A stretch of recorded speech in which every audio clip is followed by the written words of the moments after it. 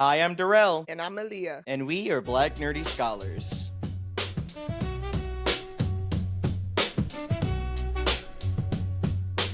Yay, happy Independence Day! Happy Independence Day! Hey. This episode comes out on July 6th, which is famously 2 days after Independence Day. So let's just all pretend that we're still celebrating, if that is a thing you guys give a shit about. And I use celebrating like very loosely. We decided to save it because we knew you guys would be out drinking or something. So we didn't want to. Or like blowing their hands off. We just release on Monday all the time. Yeah. Totally. We're doing this for the people. Exactly. And I rise up. Were there a lot of fireworks near you? Yeah, they was popping them hoes all night. You would think that people in California would act more like this place is super fucking flammable because they was going past. We'll midnight. Talk about that in a bit, but like I do think that there is something to American patriotism that. Well, we'll talk about in the discussion of the day. Surprise, we're talking about Independence Day. Just a brief thought I just had because of what you said, but I'm like, it's interesting that our idea of celebrating is explosions. Yeah. Colorful explosions. Yeah, I don't. I mean, I guess bombs. That's not unheard of everywhere else. That's true. There's fireworks, and I feel like when else do we do fireworks? Obviously, there are just sometimes firework events when there's like a fair or a carnival in town. I live by Disneyland, so they're always popping fireworks every day. I know, and I feel like I associate it also with New Year's. That's the other firework one, at least in America. But I feel like I also associate it with Christmas because where I grew up, there was this Christmas event that was like this 4-hour on and off again fireworks show at the city center area in my hometown. Popping for Jesus. Yeah, that's what it was called, Popping for Jesus. Out in the snow, popping ass for Jesus. But I actually don't remember what it was called. But I remember you know those suburban city centers that try to be walkable? Yeah. Like places where there's a P.F. Chang's usually. Wait, that's where I lived in Maryland. Yeah, right. It was like one of those where there's like a central parking garage, and then you're like, look, walkable city as long as you're walking to one of these 6 places. And some of you can have apartments. Insomniac cookies. Yes, right. Okay, great. I'm glad that we can paint this so vividly. We would just go there, and I never cared for fireworks, but that's where all the high schoolers went when we were in high school. And so that was the spot where you confess your love to somebody. Wait, I love it. And I never did. I would always almost do it and then not do it. So yay, fireworks. Yeah, for me, fireworks, I felt like I was never a fan because I felt like maybe the payout wasn't worth it to me as a kid because it's like, I gotta wait all this time for 2 minutes of fireworks and then I go home. It's just I think the ADHD inside of me, because it's the fireworks show lasts maybe half an hour. Yeah, typically. Yeah, but you're usually at the park for 3. Yeah, exactly. Yeah, no, I get that. Which I guess is part of the experience. But when you're a kid who is bored by it, it's it's like church, just a little bit. I do want to make this valuable because now that I'm saying it, there is a little bit of a ill community affect to it that I do want to train myself out of. Because these should be places where you meet your neighbors and meet your local community members and you mesh together. But I don't think a lot of people, at least not a lot of people our age, view it like that. It's just I do love the fair. Yeah, which I'm I guess a big is fair guy. I like eating the food and going in the different little exhibits. When they have a lot of animal exhibits, I love that. Like I like seeing the birds and snakes and the horses. I like the animals especially. Oh, and That's not for me. Because that's I just love, you snow. know what That's game not I for me. like? Uh-huh. The the game you shoot the water gun. Yeah. Like the duck hunt type thing. I usually go home with something when that game is involved. Yeah. I think I'm not a big fair guy, and I'm not a big firework person. And did they shoot off the guns where you're from? That wasn't a thing that we had either. Do you know what I'm I talking don't think about? so. Like patriotically? Yeah, so like on New Year's, or not, sorry, what is this? What just has? Independence Day. On Independence Day, one of the things that some people would do, in addition to or even instead of lighting fireworks, they'd get their handgun and shoot it into the air. Just light it off in the air. No, that's not you. No, but I'm surprised I never noticed something like that because I lived in Texas as a kid, so that seems very like that has to have happened. Maybe I just Sure. didn't notice. And I feel like I might know it because I feel really anxious about it every 4th of July because when those bullets go up, they come down. Yeah. And they'll like hit people's houses. And I think I saw, maybe it was like, do you remember the I think it was on Spike TV. It was like 1,000 Ways to Die. Oh, did someone die that way? I think it was 1,000 Ways to Die, where someone popped off of like guns into the air and they just came down and hit somebody that was far enough away that no one was thinking about it. I think honestly, I saw something like that. If you didn't develop a weird, very specific niche fear of death because of 1,000 Ways to Die, but not even like just overall, but for like a particular instance that you saw on the show, honestly, did you have a millennial? Right. Are you even a millennial if you didn't have a crippling anxiety from you know what? 1,000 Ways to Die? You know which one got me? Which one when got this you? woman went fishing, or a guy, I don't remember, it doesn't matter. Sure. And then they're like reeling in the fish, and it like goes up in the air and like goes down their throat, and they choke to death. That one freaked me out. I can't lie. Whoa, that's crazy. I never saw fishing the same after that. Maybe that's why I have trouble sleeping. Oh, Maybe and the that's next why one I'll the say, abyss remind me calls to me tell every the night. next one during office hours. I don't want to tell this one on the main show. Okay. Let's make a note of that. Yeah. Okay. One last thing about the fireworks. Yeah. Since this episode comes out on July 6th, there's so many people that started this past weekend with all 10 fingers and now don't have all 10 fingers, which is another thing that I've always been really afraid of when it comes to fireworks, because people just blow their hands up. And I like my fingers. I love my fingers. I do so many things with my fingers. Yes. Jazz hands. Pick middle finger. My face. Middle finger. Video games. I'm not risking video games for random dogs I see. Right. That the podcast just becomes us listing things we do with our hands. And we cook with our hands. I hate cooking, but I do need to do it. You know, I need to pop shit in the microwave. Yeah. All right. Well, if you guys celebrated, I hope you guys were safe. And if you weren't safe, I can't help you, unfortunately. I hope you didn't spend $1,000 on a table at a shitty bar you didn't need to do. I hope that didn't happen. All right, while you guys ice your nubs, let's get into the content catch up. All right, what you been doing? I've been consuming a lot of content. Honestly. Ooh, what are you consuming? Well, one, I'm almost finally done with Evangelion. Oh, yeah. I've had a lot of people be like, oh, you don't have to finish it. But I'm like, fuck that. Whoa, honestly, full circle. Because you were talking about that when we first started the pod. Yeah, I like dropped it and forgot about it, you know, ADHD things. But then recently, totally.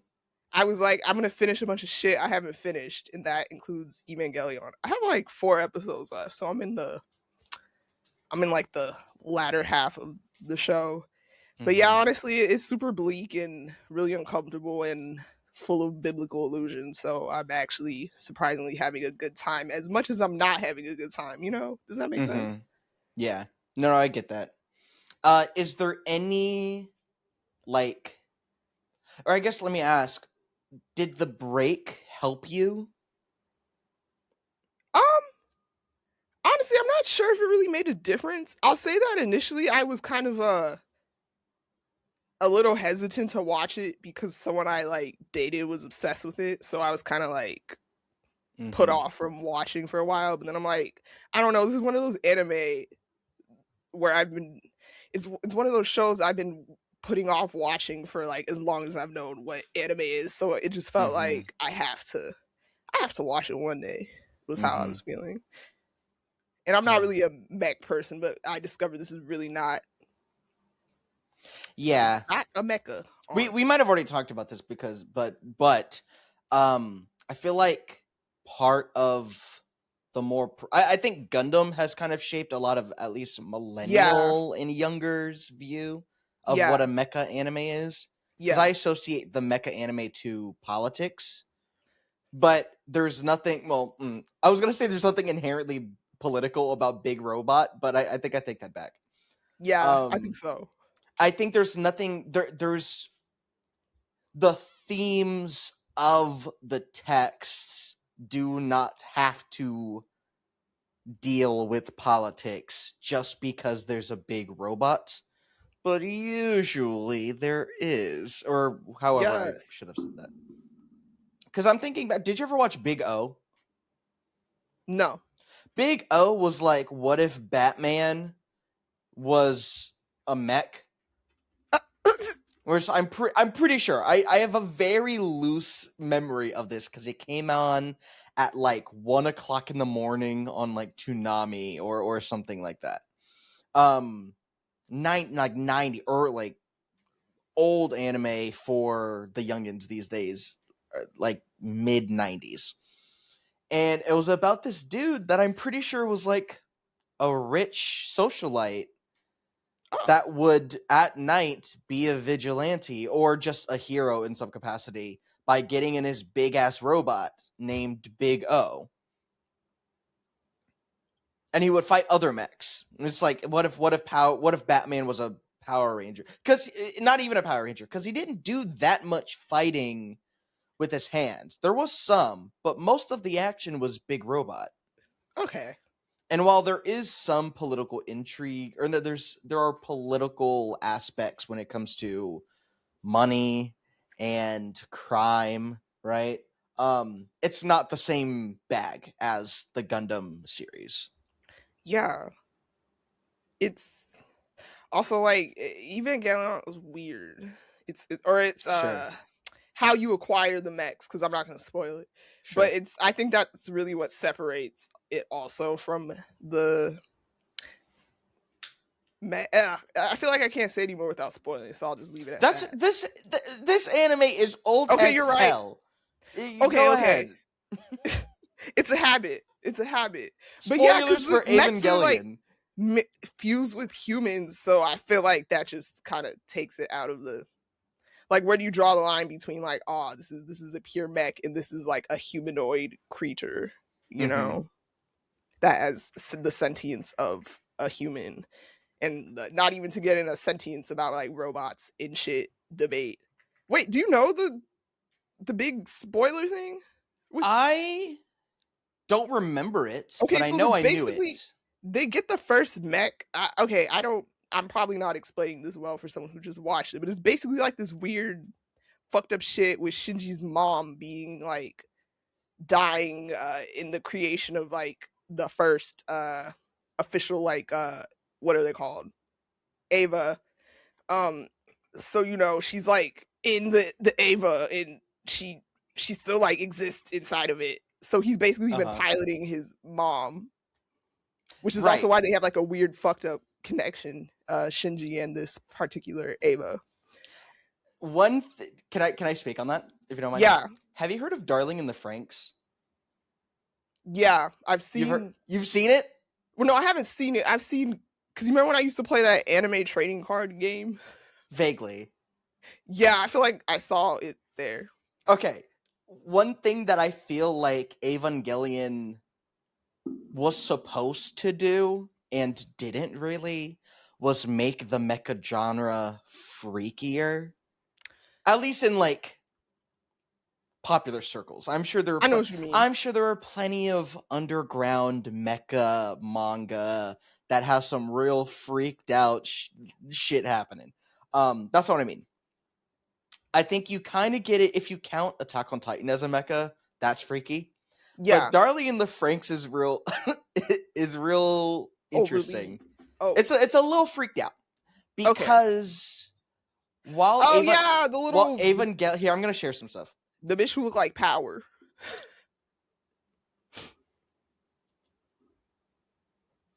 Darling in the Franxx, yeah? Yeah.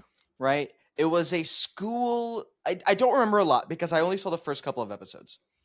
I was like a school where there are these teenagers that were that robot's definitely what you call it, child soldiers, right?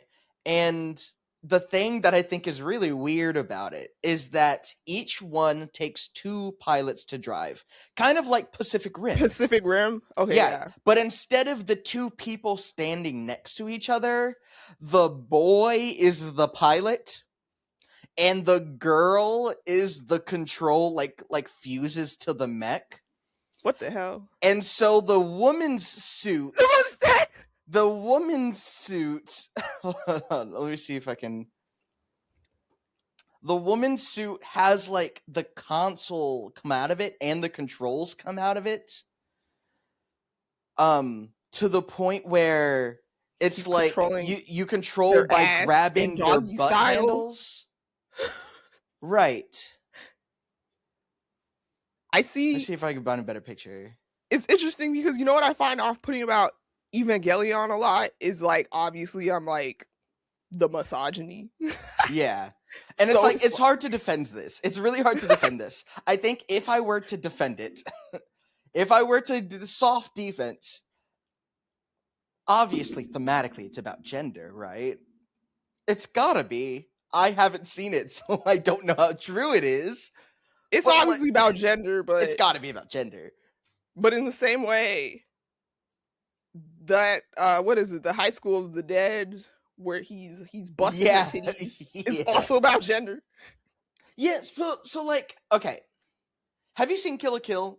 Maybe we're going too far off. Have you seen Kill la Kill? Nah, but I do know that's also about gender. Because that's about gender, and it does have some, like, Gooner costumes. Like, it does have some freaked out costuming, but at least Kill la Kill, the costuming feeds back into the themes of gender, right? Yeah. Where it's this costume that like marks her coming of age, and it's activated by her sacrificing blood for it to give her supernatural powers, while also revealing her like now a coming of age body, right? Like clearly, periods. It's about coming of age as like a young girl. Where High School of the Dead, there was some stuff about gender. But the scene of him shaking up her juggos, her baubles, doesn't feed back into any theme at all. Pure Gooner gratuity. Gooner gratuity. Genuinely. Like... Well, the thing I've been consuming, like you, I've been catching up on a thing that I started a while ago. I never finished the first season of X-Men 97. Do you know what I'm talking about? Yeah. And the second season just started.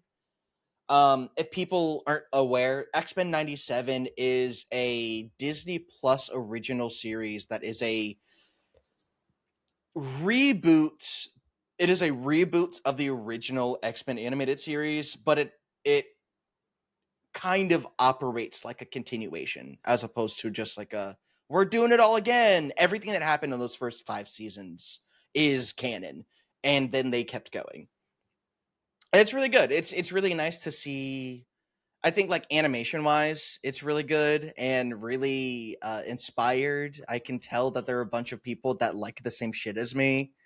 behind the scenes animating, because they did that. What's the one kick? What's the one, the like, is it Sentai kick? What is the... Yeah, the Raider kick, the Super Sentai kick.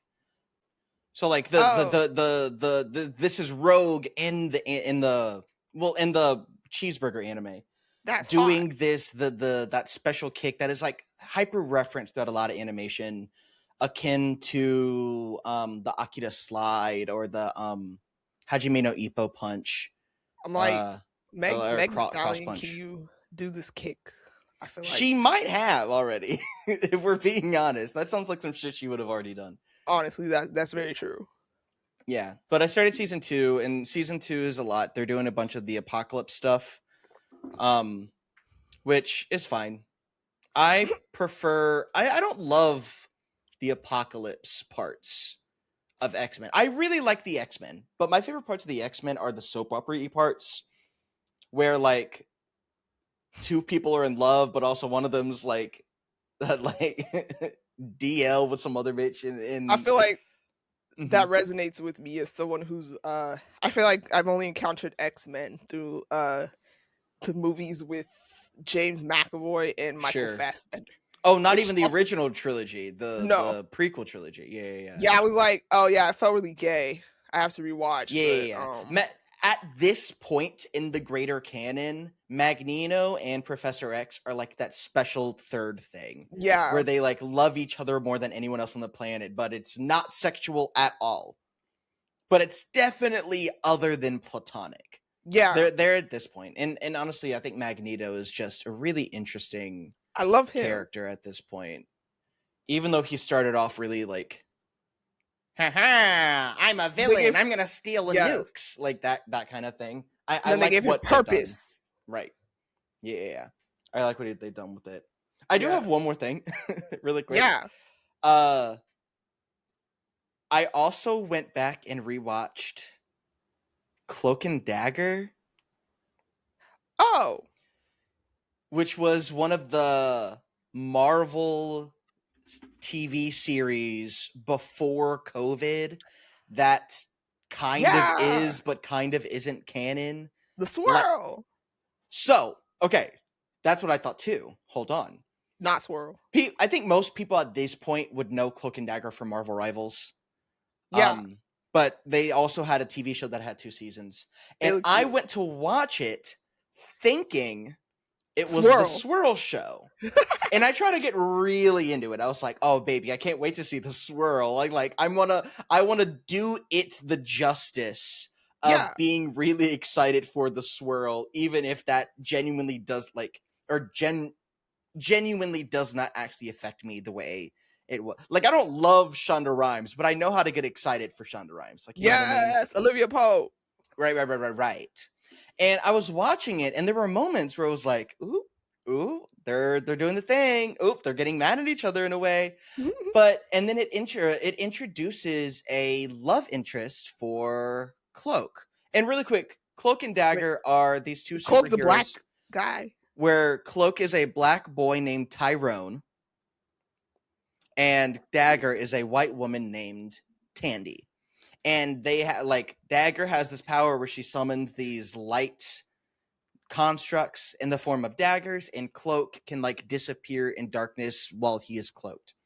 And also their powers are cosmically bound together. And so I think at this point in the comics, he has to live in her shadow. I know an undergrad wrote a bomb ass paper on this. Oh, I'm sure. A critical race theory. Right. And so they introduced this black girl as a love interest for the black boy. And I was like, damn, they're going to do her like that? Because I know he ends up with the Swirl. She's the disposable black girlfriend. And that's what I thought. Oh, and then by the end of the first season, they set it up as if she was Endgame. And I was like, oh. It feels Are they just friends? Are they just friends? And I Googled it, and yes, they are only platonic. Which I applaud them for doing, but also I signed up for the Swirl show, so I turned that bitch off.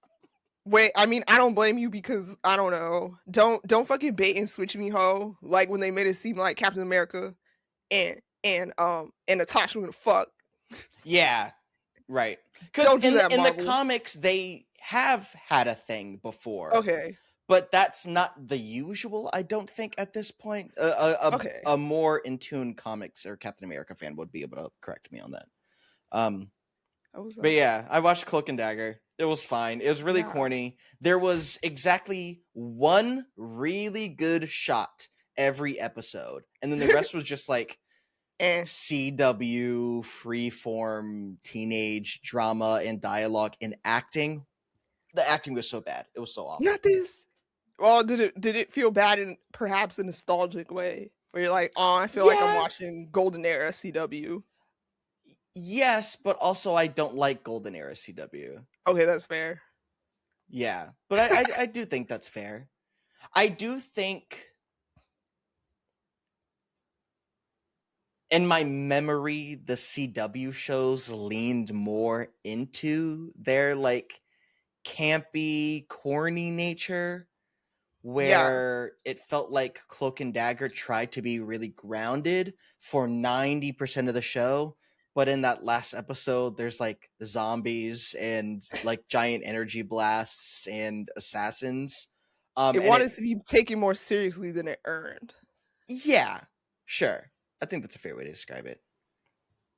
All right, that's enough talking about the Marvel Rivals roster. Dang, can I sneak in one last thing? Oh yeah, absolutely. Actually, I have a fun way to do it. Okay, take me on a journey. So I've been reading a bunch of visual novels, reading, interacting, playing, whatever.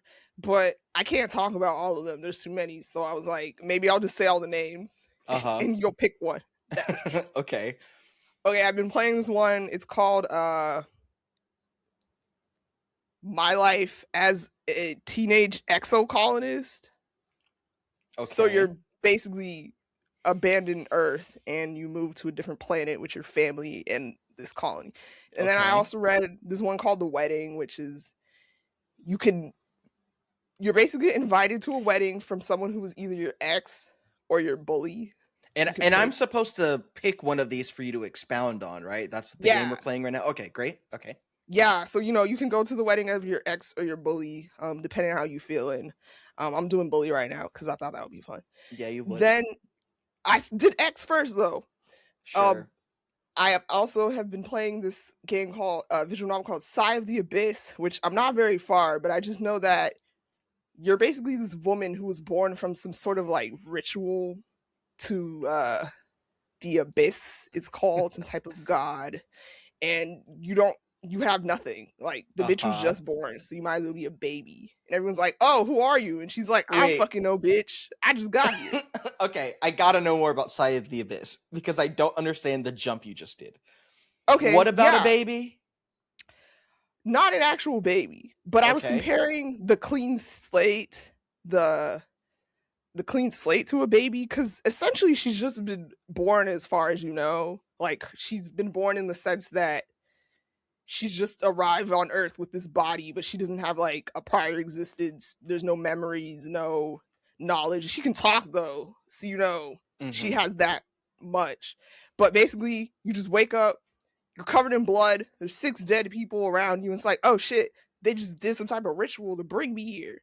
But I don't know why I'm here or what I'm supposed to be doing here. But she's getting whispers in her head and her dreams from like the abyss. So, you can either fight the abyss or you can embrace it. Like there's opportunities to repeat what the abyss is saying to other characters. Or it's like you have the chance to like lie about. Who are you kissing? Or is it not that type of game? Oh yeah, you're gonna kiss people. Yeah. So far, I know the 2 people you're gonna be able to kiss. Oh, honestly, I would love a good plot twist. I kind of like when they have like weird relationships with characters who are not human or like humanoid at all. Like there's no body. Like you're fucking some unknown entity. But so far, you can fuck the bodyguard, who I'm guessing who is trained, hired to protect you. She doesn't know who hired her. She's just like a mercenary who's like, yeah, I need some money. Let me help this bitch out. Okay. And then the other woman, I don't really know her deal, but I know seems like some type of like religious figure who has a lot of money. She's the one who I think she's part of some type of religious society. Honestly, I think I'm gonna either pick her or I'm gonna pick like the silly, sexy jester man you meet later on. That's how I've been described. Like the silly, sexy jester man. I either like the really fucking serious one-track mind character, or I really like the character who's being funny when ain't shit funny. It pisses off the other characters. But you know, they have the saddest backstory, which is why they overcompensate with humor. Sure. That's how I've also been described. Yes.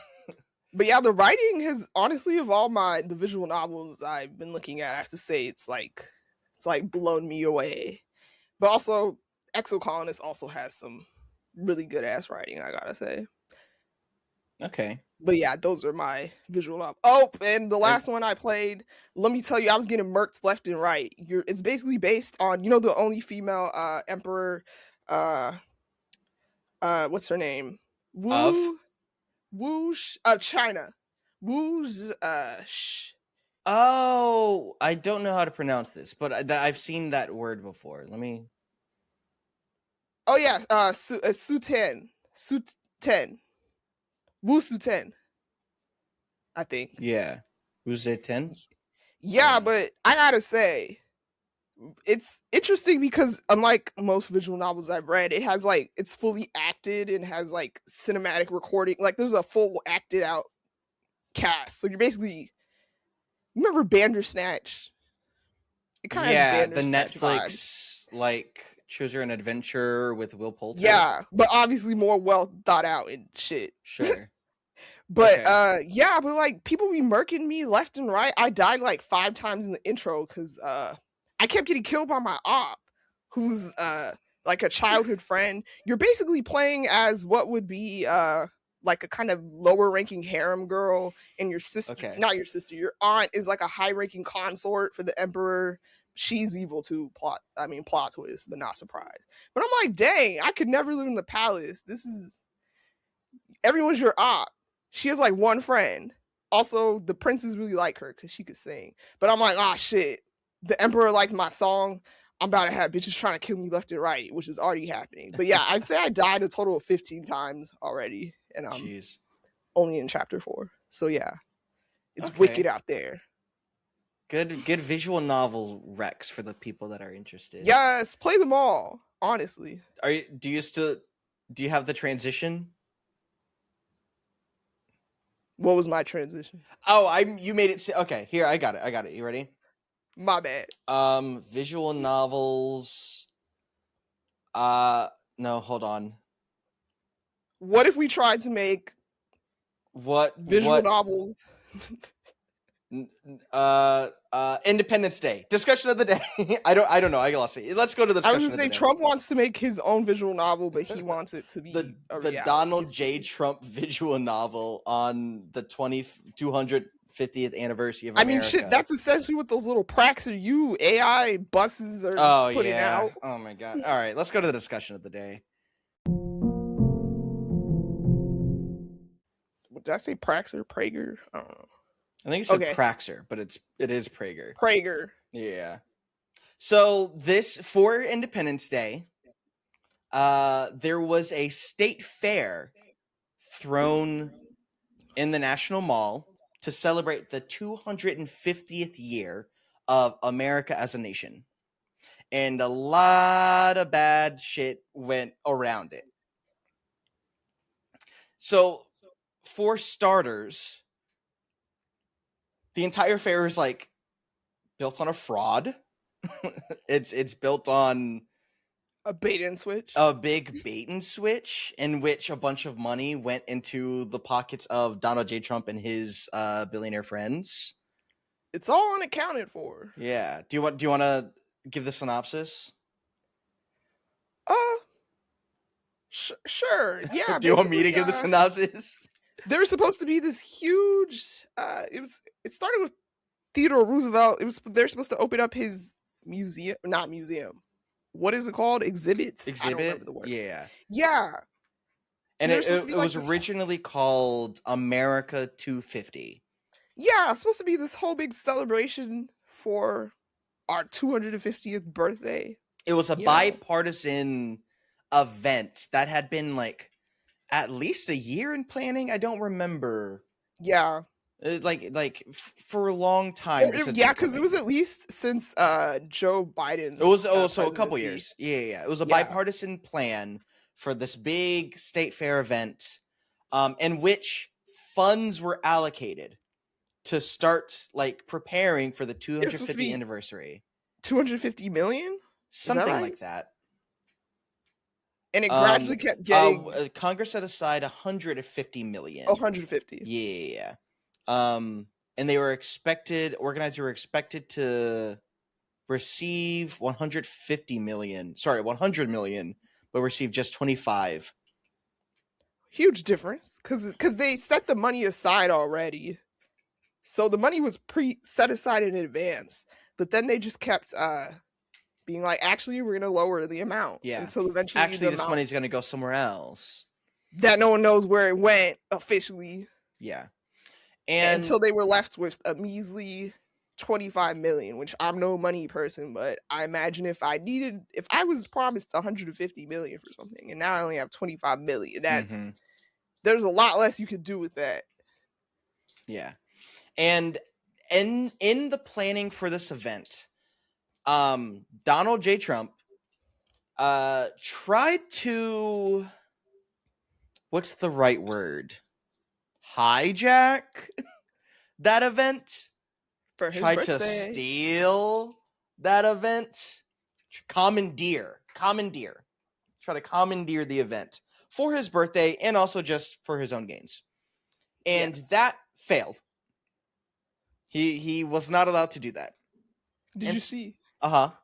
Wait, quick digression. Did you see, was it Cash Patel's girlfriend singing Crazy in Love by Beyonce?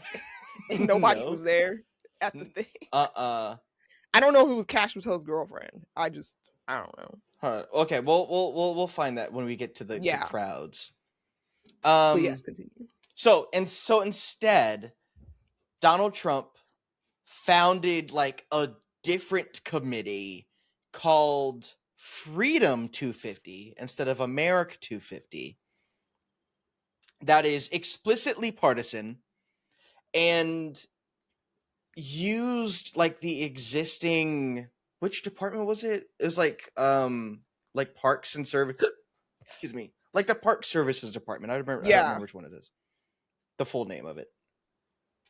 To like essentially siphon funds off of the America 250 presentation, and then he started or State Fair, and then he started to take donations from people, one, either going to Trump in exchange for favors, or two, people thought it was going to the America 250 bipartisan celebration. Oh, also, if you remember a few months ago, or I don't know if it was a few months ago, but there was like talks of how Trump was removing signs from like national parks about like slavery and other history and replacing them with like sanitized, Trumpy versions of these events. This is all part of the same thing that Trump was doing with like the national parks and stuff. Mm-hmm. And so what we got, instead of a bipartisan presentation to celebrate America, we got this capitalistic grift that took a lot of money from Americans and then sent it to the billionaire class.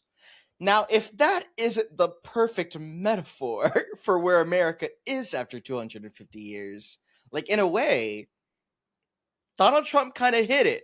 Like, that's exactly what America is 250 years in. It almost feels a little comical. Like, I just have this vision of AI, George Washington on a fucking bus on a big ass screen, and he's telling me about how these rights I have are from God, which George Washington did not say, by the way. Yeah. So it just feels like, wow, everyone thought that the pinnacle of the future, not the pinnacle, I was thinking about when people talk about the future, they talk about flying cars, which of course, like that's a terrible, awful discussion. idea that shouldn't exist. Yes, but I digress. But like these are the technological advancements we've made. AI George Washington on the back of a bus TV screen. Yeah, it's like you're right. It is funny, but it's also very not funny because it's real and it's real. It's real money that's going from real people to real oppressors, and like the whole thing would be way more enjoyable if it were fake. Just I don't know how else to describe the feeling other than, man, that's really funny and on the nose, but also it's real. We're and that's doomed. really bad. We're not doomed. We're not doomed. Not doomed. Not doomed. Hope core. And now that it's over, now that we're past it, what did this bait and switch reap? A shitty, like low turnout, awful state fair. And I have a couple videos to show. Wait, is this the real thing or a rehearsal? I don't rehearsal. I was like, damn, they could afford no costumes. Oh, sorry. So this is one of the rehearsals for one of the performances that was supposed to go on for the show. And the stage is literally falling apart. Everyone's like, what do we do? Could that have just killed someone? Hello? That like genuinely could have critically hurt somebody or lethally. Luckily, a couple people were able to see it, but and dodge. But honestly, most of the people under the in the crossfire didn't see it at all. Yeah. Hold on one more time, because I'm trying to see it looks like it might have nicked one of them, like the girl, the blonde one who turned around. Yeah. I hope she's okay. I hope it's just the wind blowing against her. But so the state fair is shoddily put together, right? So clearly money didn't really go to that. And then also nobody was here. And so I'm going to do just the beginning of a news report that shows how few people actually showed. He has great hair. I just got to say that. Who is this? Hold on. This is on MS Now, by the way. If people are like, this is biased media, you can't trust it. Okay, well, that's what we're using. Don't watch this. And I also want to say, we were not there. This is all secondhand. If you were there and you were like, there were 1 billion people here, I believe you. Was that good? Yeah. We're good? Also, I'd be surprised the people there were on our channel. I would be. Just saying. This kind of thing calls them out of the algorithm. Oh, that's true. Okay, so earlier today, I checked out the preparations for Donald Trump's 250th birthday party for America, which is having some attendance issues. Happy early birthday, America. We're celebrating already at the Great American State. And just when have you ever seen any fair this empty? Right. This is the National Mall. And don't get me wrong. Just to I know the devil does not need an advocate, but I'm going to do it really quick. We are in the middle of a heat wave. In the middle of this big heat wave.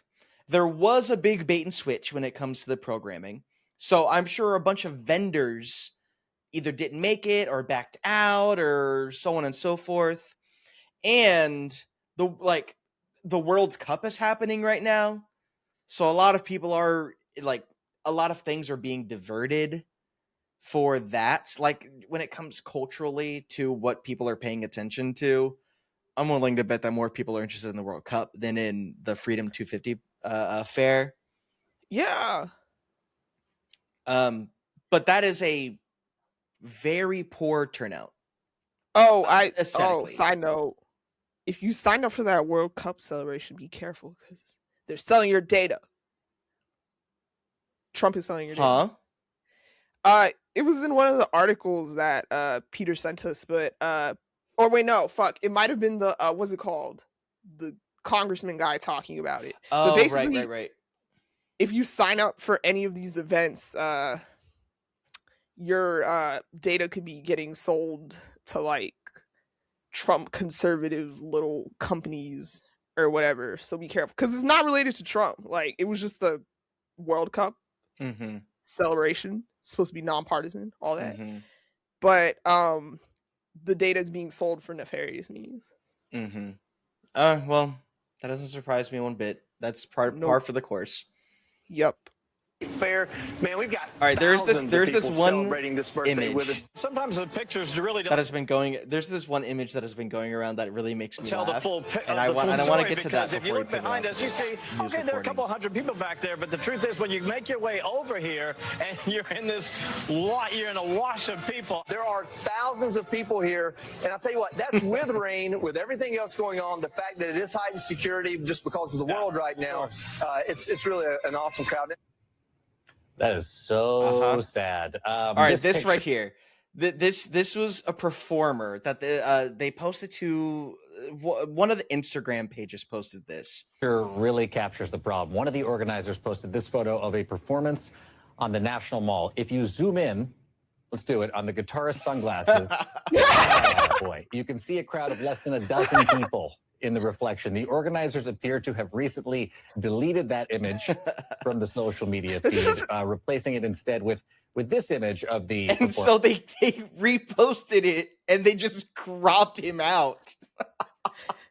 Dang, they didn't even try to AI edit his glasses. Right. That's what I thought would happen, right? Like AI ChatGPT, please add a bajillion people to the sky sunglasses, right? It's cropping out the guitarist. Right. And so this, even if it is not the full truth, because again, we were not there. We do not have firsthand experiences. We only have what was reported on.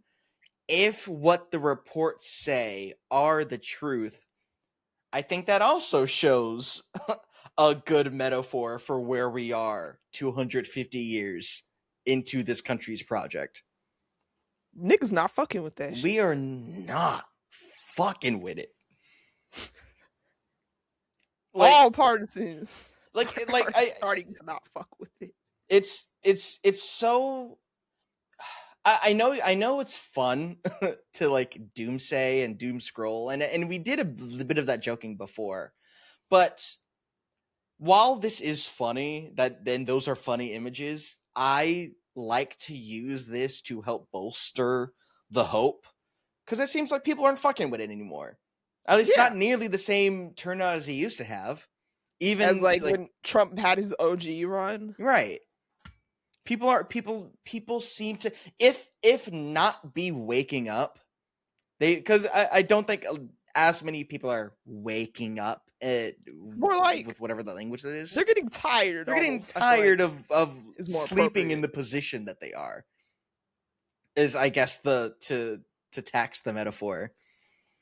And like, that's good. And I think you can see it in the way that, like, while we're doing the World Cup run, like, the second biggest things, at least in my headlines, are all of the DSA members that are winning.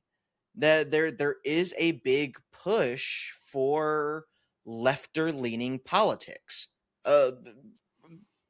kind of from across the board.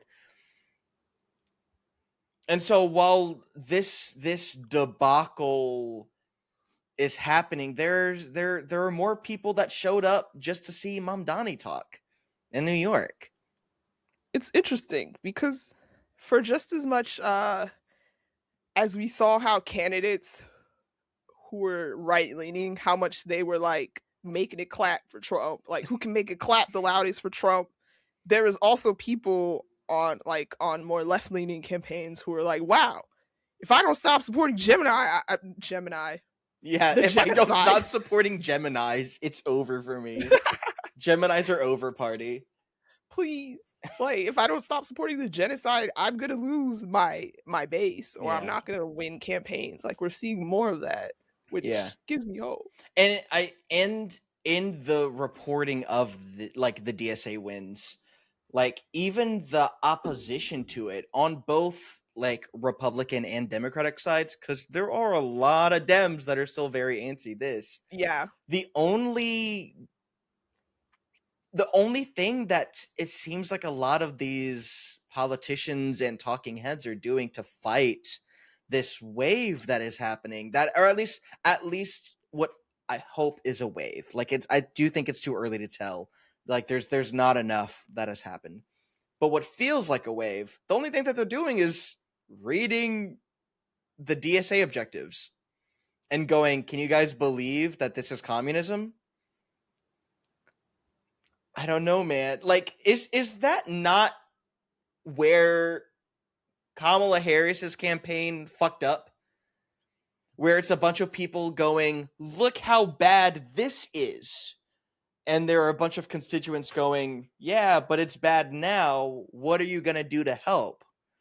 And then the response, both during Kamala's campaign and really just Biden's legacy in general, and now in retaliation to the DSA, is, look how bad it is.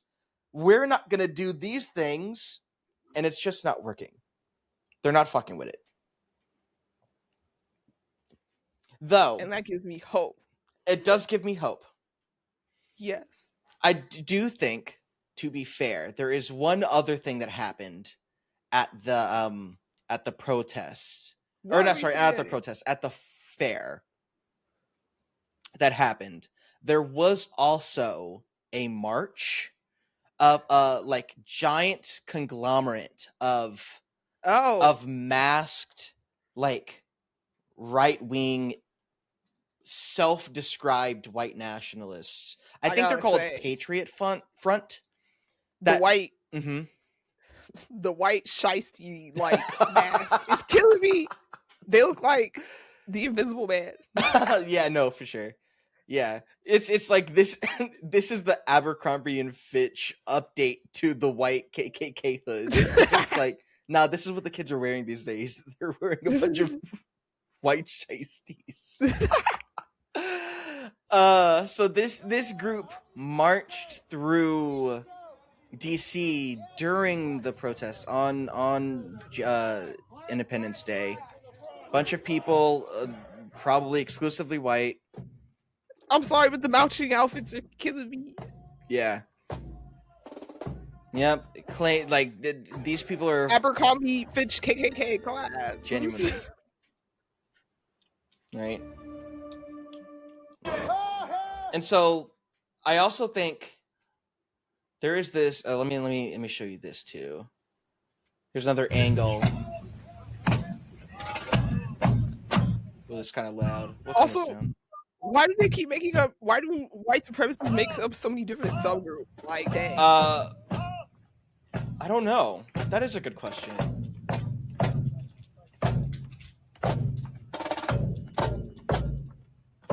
Yeah. And so they marched on Capitol Hill. And this is the last upside thing I'm down. show. Isn't that like disrespectful? Like, I know upside down flag is a sign of protest, but aren't white supremacists aren't y'all supposed to be like really against the disrespect of the flag? And anyway, I just find it ironic. No, I get that. And this last thing I want to show is just, this is a photo of all of them like getting on the subway and going home. And I just, this shot is haunting. Yeah. Like, what an incredible snapshot of the country. First of all, who's I gotta find the.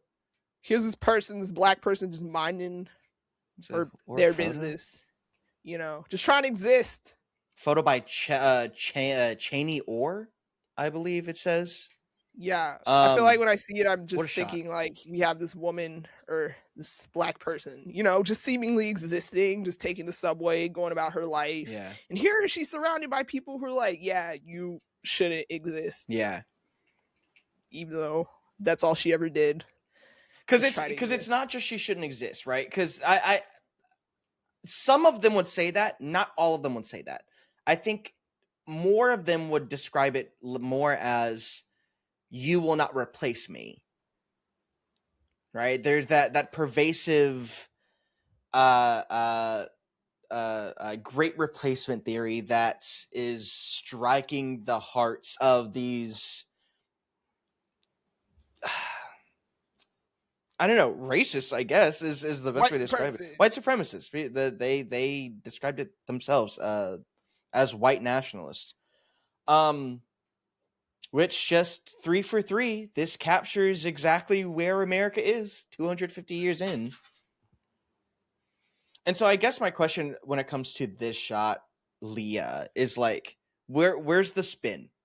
Where's the spin for this? Right? Because we talked about the failures and how there is hope and how people aren't fucking with it. Oh, but clearly these people are fucking with it. I got a good spin. As much as it seems like these people like super prominent and they like might have this like political influence, I think there's something to be said about them having their faces covered. Mm-hmm. So if it was really as pervasive and as like impactful as they wanted to be, they wouldn't be afraid to hide their faces. Like there's still repercussions, which is why they would even think to hide their places in the first place. So I do have some hope for that. Like they're not out in the street with their faces showing, because I think that would be a sign we're really in some real dire times. Do you remember, people are still afraid to be racist. Do you remember back in what is it 2018 or 19, the Charlottesville, I mean, I think it was before that, the Tiki torches. Proud Boys. Remember the Tiki torches? Like these men were open. They no mask, no anything. Right? They no fully fucks. They fully were like open in their retaliation, but it does seem like those men do have their face covered. So it does. You're right. It does speak to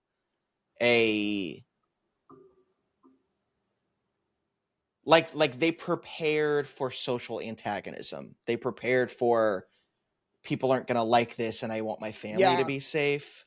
Yeah, and I'm sure there's like a little to be said because of like the regional difference, perhaps, like DC versus like like somewhere it was Charlotte, right? I don't know, my voice is going. Bless you. Bless you. Oh no, I was coughing. Well then I take it back. You're not blessed. Not, I'm unblessed. Yeah, take it back. I can you follow me on a exercise that some people won't like? Let's take a journey. I think those men are wrong. And I think the thing that they are reacting to isn't real. Yes. But I'm willing to bet they are feeling much of the same oppression that all the other people that are like normal and not marching with this group are feeling. They have just been trained, they have been taught to express that through rage against specific racial groups, as opposed to the true reason that they are unhappy, the billionaire class. I feel like whiteness is by design in that way, to where like the external opposition to whiteness is always, I even think about how a lot of movements during slavery times were like a lot of movements between enslaved people and like lower class white people, how those were kind of like some of the movements that would threaten the establishments the most. So they would like constantly try to keep like lower class white people and slaves divided because they were afraid of the sort of power. And how they did that was by making, like, the slaves are coming for your jobs, all the, the careers that would typically go to like lower class of white people. So constantly keeping them in opposition. So or it's with like, similar with the Fred Hampton in COINTELPRO, right? The issue was not that he was preaching like Black Panthers, black welfare, anything like that. It's that he started getting the other groups together. He started getting a interracial, transracial coalition, and that was too threatening to the powers that be.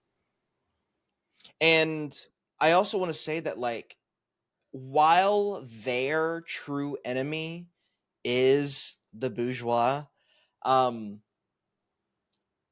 I know it's not that simple. I don't want to be mistaken as one of the leftists that are like, actually, let's not worry about racism at all. It's just class. Because no. Those things go hand in hand.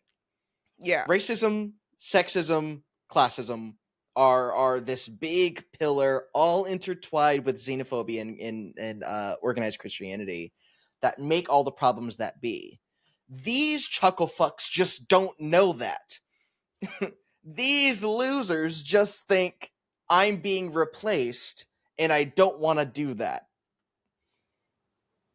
And it's like, I don't know, and it might not even be possible. Like, how do we convince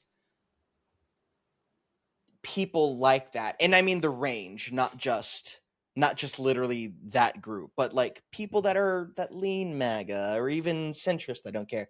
How do we convince them that it's not the racism? It's not brown people or poor people coming for you. It is the capitalists coming for you, and you have been tricked.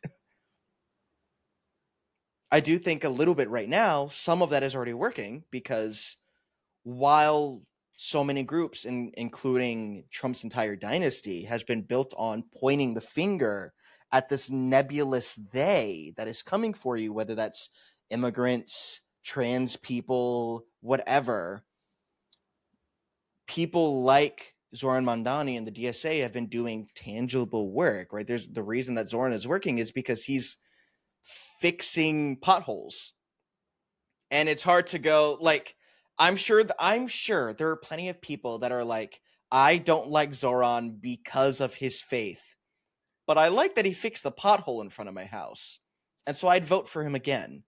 And anyone who's lived in a major city, potholes are usually a big problem that never gets fixed. Like, ever. Baltimore is notorious for having a ton of fucking potholes. Yeah. Like, it's a joke at this point. Like, haha, you're gonna hit a pothole. Like, no, it should be that way. Yeah. So, like, actually seeing things being fixed that are are tangible and are affecting your everyday lives. Whereas with, I think about Trump and how much he was posed as the savior to the white race. Yeah. Like, hey, we're gonna stop everything from being taken away from you and your legacy. Also playing into like this idea that like, they're trying to blame you for slavery and blah blah blah, and for all the stuff that happens to like black and brown people. So playing into that. Yeah. But I guess of course, what's impossible to ignore now is the lack of tangible effort or action coming from his end that doesn't just, benefit him and his billionaire friends. Worse than a lack of action. Because he's making it worse. He's making it worse. He's blowing up brown people halfway across the world, and it's making the oil prices go up. Because the thing is, which I think, these people are realizing, of course, is that when rights start getting taken away from like women, from like trans people and LGBT people, it's eventually going to trickle back down onto all people, regardless of your race and or gender or sexuality. Yeah. And it is right now, unfortunately. Like, I wish this wasn't happening. Full stop. I wish this wasn't happening. Secondary point, barely connected to the first.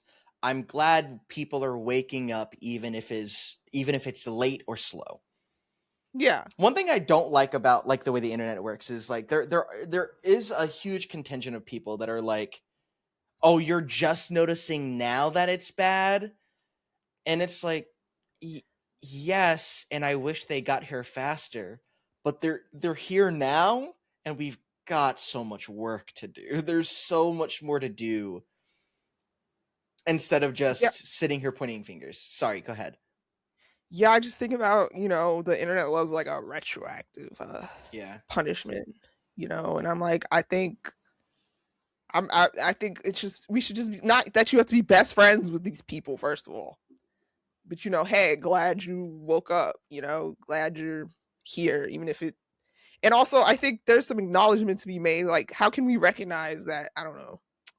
For example, a lot of people are out of touch because of, whether it's like race, gender, or like a combination of factors. So I'm just like,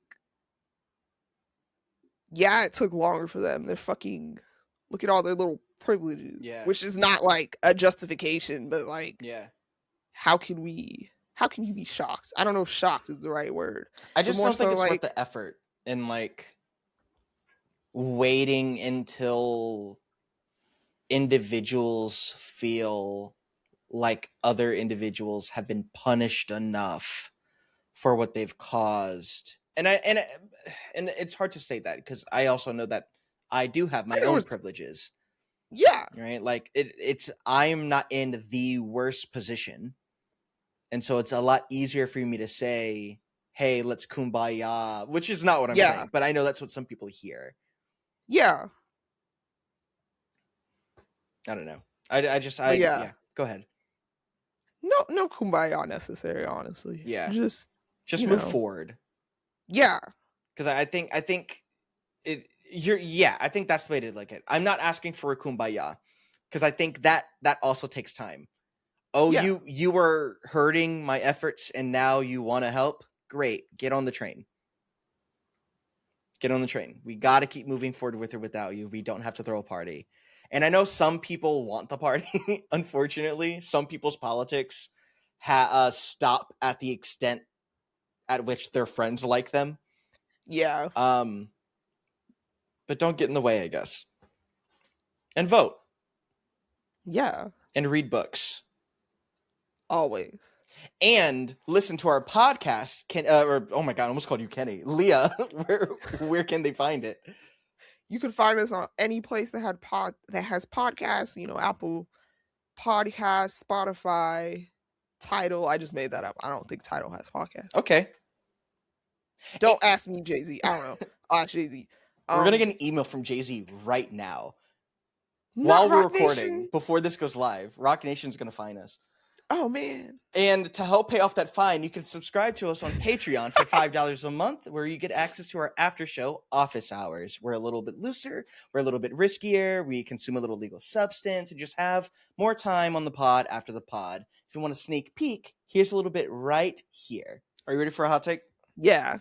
I don't think the American economy should be upheld by gambling sites. I'll take a hotter take. Abolish, I feel like this shouldn't be allowed, like Kalshi and yeah, I agree. DraftKings and all that. I think this shit should be illegal. Also, considering what it's doing to the American youth, especially boys. Yes, bro, you know how bad it was. It was to the point where I was like, of course I didn't do it because I'm anti-gambling because I know how I am as a person.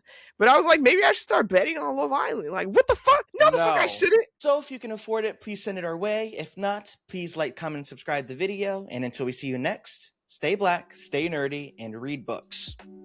Or visual novels. Read/play through the visual novels where you fuck the abyss? What is it? I don't know. That was your main takeaway. That's the only takeaway. No promises. I'm not saying you can't because I don't know, but I'm not saying you can't either. But I'd be surprised if you couldn't.